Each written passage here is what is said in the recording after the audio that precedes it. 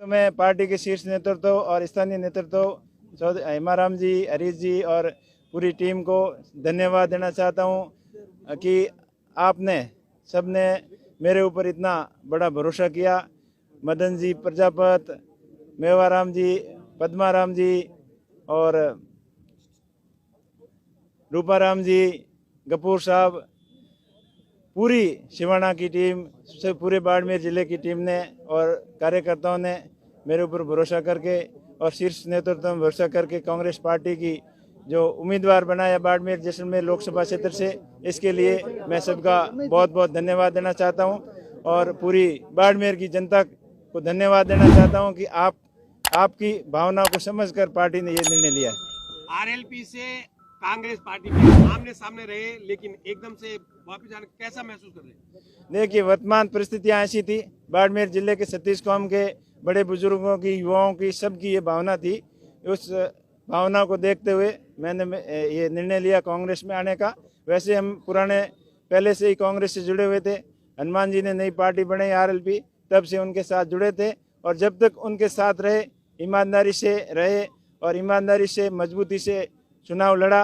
पर वर्तमान समय की ऐसी परिस्थितियां थी, देश के अंदर किसान संकट में है और बेरोजगार युवाओं की हालत बहुत ख़राब है, बेरोजगारी बढ़ रही है, महंगाई बढ़ रही है और देश की हालत हर कोने पर ठीक नहीं है। भय और भ्रष्टाचार का माहौल है, ईडी सीबीआई का, हर जगह किसी को डंडे का डर रहता है।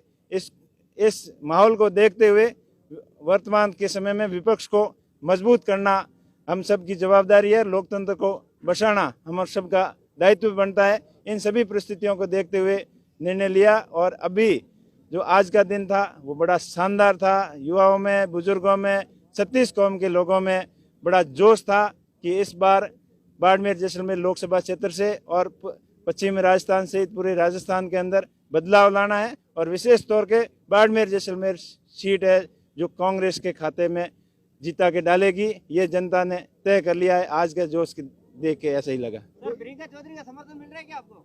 बिल्कुल, सभी का, पूरे बाड़मेर के 22 लाख मतदाताओं का समर्थन मिलेगा। आज जो संसदीय क्षेत्र में आप वोट मांगने जाएंगे, क्या मुद्दे रहेंगे वोट मांगने? मैन किसानों की जो फसल बीमा क्लेम है, कंपनियां प्रीमियम ले गई, हजारों करोड़ों रुपए का प्रीमियम खा गई और क्लेम नाम मात्र का, ऊंट के मुंह में जीरे के बराबर था। किसान परेशान है। जो किसानों के आय दुगनी करने की बातें कर रहे थे वो अब उस मुद्दे से ही भटक गए कि 2023 तक किसानों की आय दुगनी करेंगे। ये इनका पहले से आप सुनते हैं, अभी कोई नाम ले रहा है, 23 चला गया, किसी की आय दुगनी हुई है क्या? उसके साथ साथ किसानों को बिजली की समस्या है, पानी की समस्या है।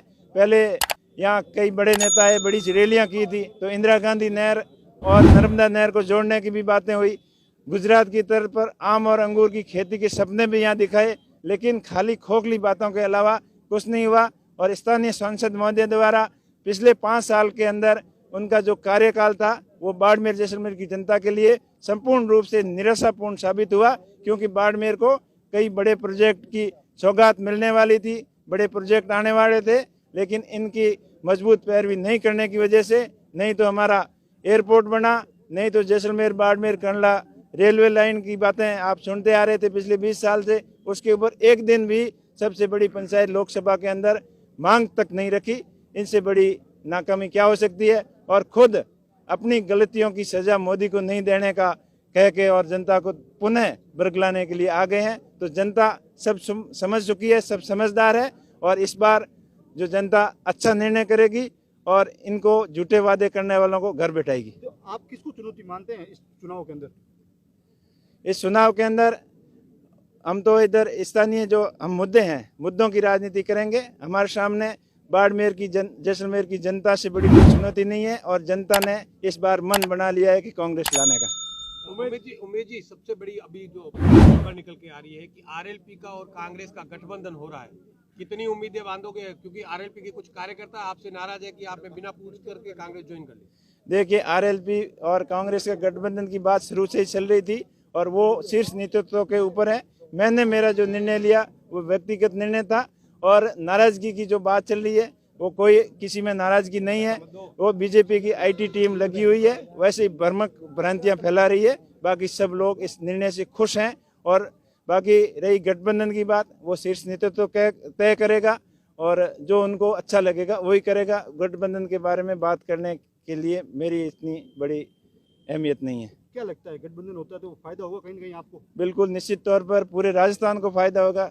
सब मिल के लड़ रहे हैं, 1 और 1 11 होते हैं, मिल के लड़ने में सबको फायदा होगा। रविंद्र सिंह से भी सुनने में आया आपकी कुछ बातचीत हुई है, रविंद्र सिंह भी मानस बना रहे हैं निर्दलीय तौर पर, क्या लगता है? देखिए, रविंद्र सिंह एक जुझारू छात्र नेता है और आपने पिछले विधानसभा चुनाव में देखा कि अपने खुद के दम पर उन्होंने चुनाव जीता और वो अच्छे लड़के हैं, संघर्षशील हैं और लोकतंत्र के अंदर सबको चुनाव लड़ने का अधिकार है। कोई भी चुनाव लड़ सकता है, तो अगर चुनाव लड़ते हैं तो उनका स्वागत है और नहीं लड़ते हैं तो उनकी मर्जी।